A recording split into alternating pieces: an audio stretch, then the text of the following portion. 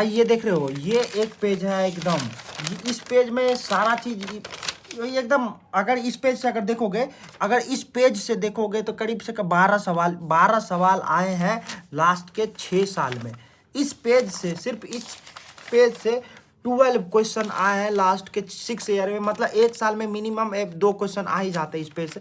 Guys ये page इधर उधर का नहीं है, ये है सिर्फ क्या कहते हैं डिजीज, जो ऑटोजोमल रिसेसिव या सेक्सलिंग होता है, ऑटोजोमल डोमिनेंट, ऑटोजोमल रिसेसिव, अलग प्रकार के सारे डिजीज होता है, सबको मैंने एक पेज में लिखा है। ऊपर से देखोगे, मैं तुम्हें ये बताता हूँ, यहाँ पे देखो, सिर्फ हमारे सिलेबस में एक चीज है, सिर्फ ऑटोजोमल डोमिनेंट डिजीज सिर्फ एक ही है। कौन पता है?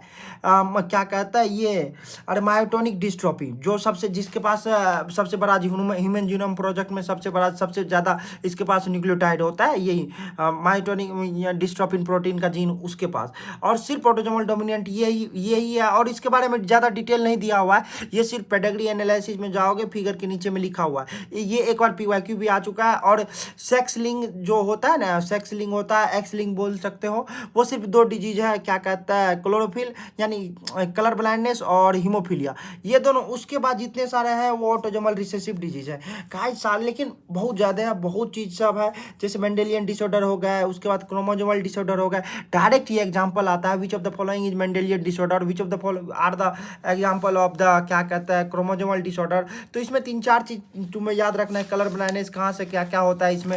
जैसे सबसे ज़्यादा अगर तुम देखोगे क्रोमोजोमल डिसऑर्डर में, एक चीज एन्यूप्लैटिक एग्जाम्पल आता है और पॉलीप्लैटिक एग्जाम्पल आता है। एन्यूप्लैटिक में नलीसोमी आ जाता है, मोनोसोमी आ जाता है, टेट्रासोमी हो जाता है और ट्राइसोमी आ जाता है। ट्राइसोमी का सबसे मोस्ट एग्जाम्पल होता है 21 क्रोमोजोम पे जो डाउन सिंड्रोम हो जाता है, उसका ट्राइसोमी का सबसे लाजवाब एग्जाम्पल है।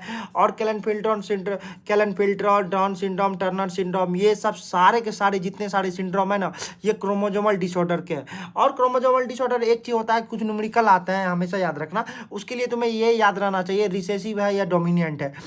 जैसे कलर ब्लाइंडनेस पे आता है और क्या कहते हैं हीमोफीलिया पे आता है, रिसेसिव डोमिनेंट, कौन इन्फेक्टेड है कौन नॉन इन्फेक्टेड है। अगर तुम्हें ये सब याद रहेगा तुम अच्छे से कर पाओगे।